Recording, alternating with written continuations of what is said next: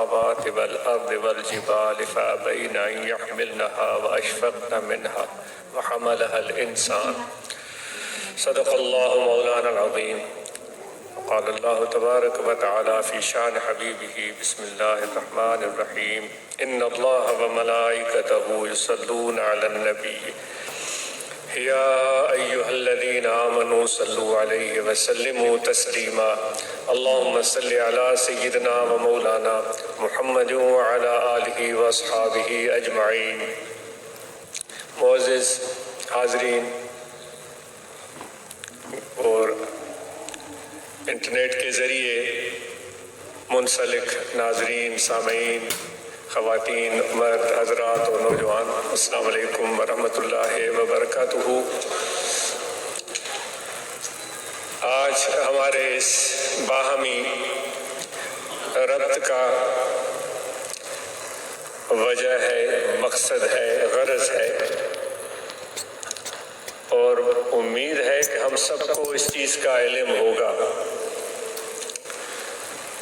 شاید ابھی جو تھوڑی بہت کاروائی چلتی رہی اس میں بھی ہم نے اس کے متعلق سنا ہوگا کہ ہم سب اللہ تبارک و تعالیٰ کا ذکر اور اس کی یاد اور اس کی محبت کے لیے اکٹھے ہوئے ہیں. جتنے بھی موجود حاضرین ہیں یا دور دراز علاقوں میں بیٹھنے والے ہمارے احباب، تو یہ ہماری چاہت ہے. انسان ایک عجیب تخلیق ہے اللہ تبارک و تعالیٰ کی کہ اس کے خیالات اور سوچیں یکساں شاید کم ہی رہتی ہے، بدلتی رہتی ہے. دوسرے الفاظ میں کہیں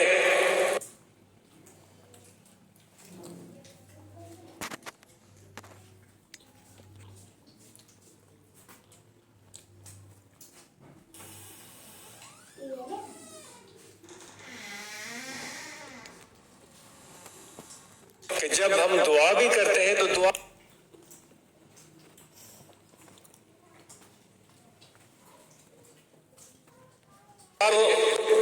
اس وقت ہم یہ ہیں زبان سے کہہ رہے ہیں اور دل میں اور ہمارے ذہن میں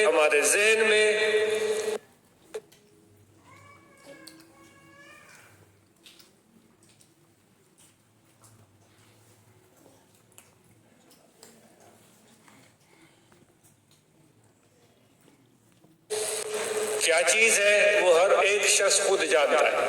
کم از کم اتنا یقین ہے کہ ہم سب کے ذہن اور قلب میں چیز ہو، یہ آسان بات نہیں ہے.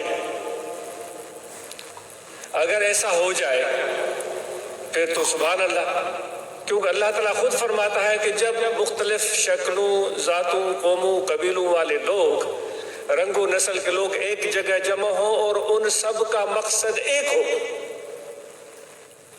لا یریدون الا وجہہ، اور کچھ بھی نہیں چاہیں، صرف میری رضا چاہیں.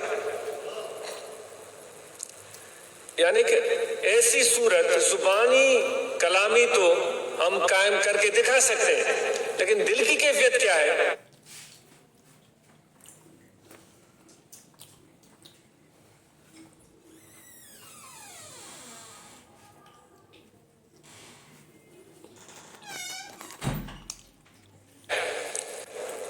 تو اس چیز کو آپ خود جانتے ہیں.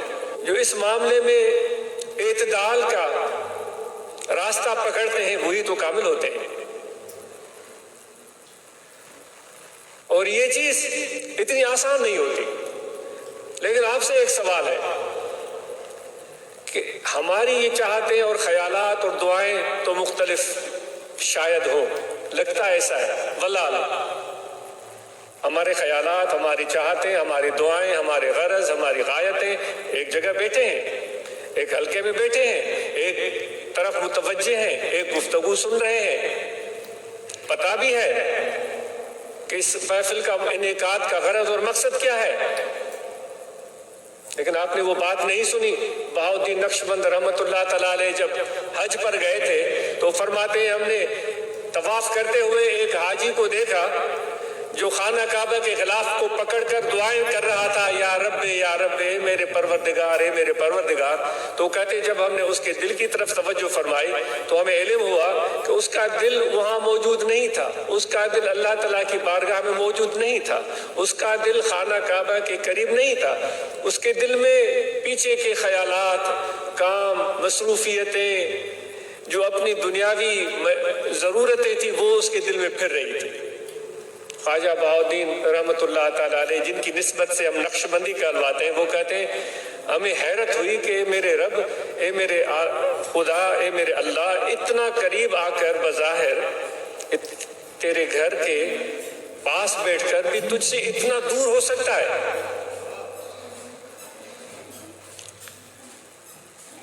یہ چیز تو اس ماں واقعے سے بھی نمایاں ہو جاتی ہے، لیکن سوچنے کی بات یہ ہے کہ خدا کیا چاہتا ہے، اللہ کیا چاہتا ہے،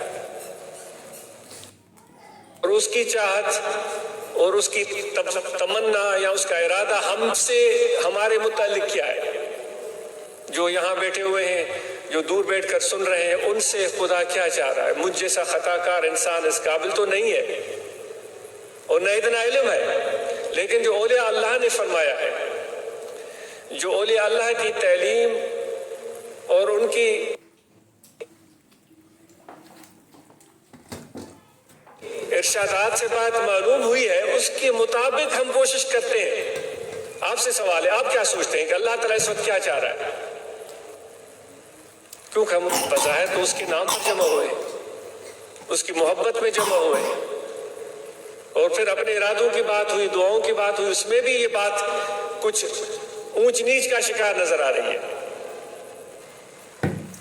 لیکن خدا کیا چاہتا ہے، یہ تو بات بڑی اہم ہے، بہت ہی زیادہ اہم ہے۔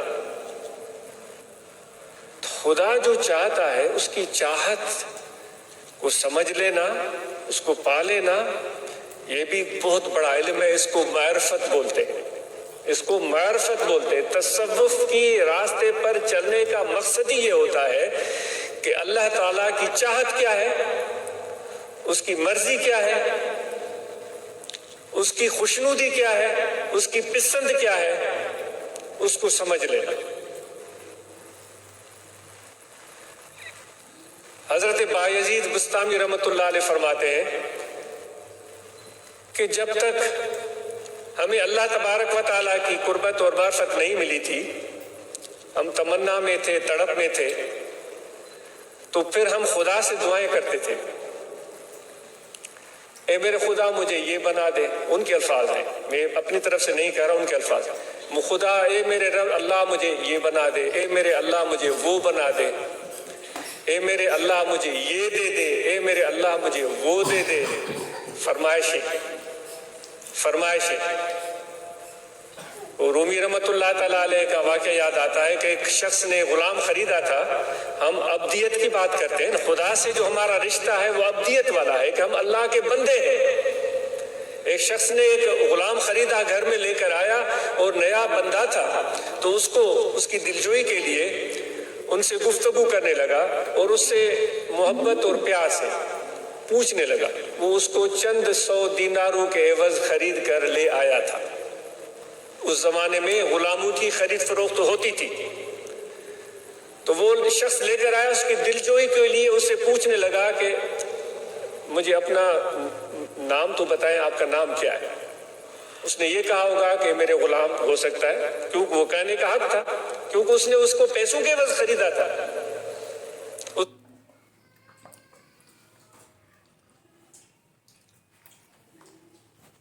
اس کا مالک بن گیا تھا دنیاوی لحاظ سے۔ اے غلام تیرا نام کیا ہے؟ کہہ سکتا ہے۔ تو وہ غلام تھوڑی دیر خاموش رہا اور اس نے کہا کہ اے میرے آقا، میرا نام وہ ہے جس نام سے تو پکارے۔ تو اس کو حیرت ہوئی کہ یہ اپنا نام بھی نہیں بتا رہا ہے، عجیب انسان ہے۔ تھوڑی دیر کے بعد پوچھا کہ اے میرے غلام مجھے یہ بتا تجھے کھانا کون سا پسند ہے؟ تھوڑی دیر وہ پھر خاموش رہا اور خاموش رہنے کے بعد کہا اے میرے آقا، جو تجھے پسند ہے میرے لیے وہ مجھے پسند ہے۔ اب تھوڑا اس کو ناگوار گزرا کہ یہ سیدھی گفتگو نہیں کر رہا ہے۔ پھر تیسری بات اس نے پوچھی کہ تجھے کس لباس کس رنگ کے کپڑے چاہیے اے میرے غلام؟ تو اس نے پھر تھوڑی دیر کے لیے توقف کیا، سوچا، اور پھر عرض کیا کہ میرے آقا جس رنگ کے آپ پہنائیں گے وہ مجھے پسند ہے۔ تو اس کے آقا، اس کا مالک ناراض ہو گیا، اس کو کہنے لگا تو 2 ٹکے کا غلام میں ابھی خرید کر کے لایا ہوں، تو مجھ سے اس طرح بات کرتا ہے؟ میں تجھ سے تیری پسند پوچھتا ہوں، تیرا نام پوچھتا ہوں، تیرا طعام پسندیدہ پوچھتا ہوں، تیرا پسندیدہ لباس پوچھتا ہوں، تو مجھے اس طرح کہتا ہے کہ یہ جو تجھے پسند ہو، جو تجھے پسند ہو، یہی جواب ہوتا ہے؟ تو غلام کی آنکھوں میں آنسو آ گئے۔ اس نے کہا میرے آقا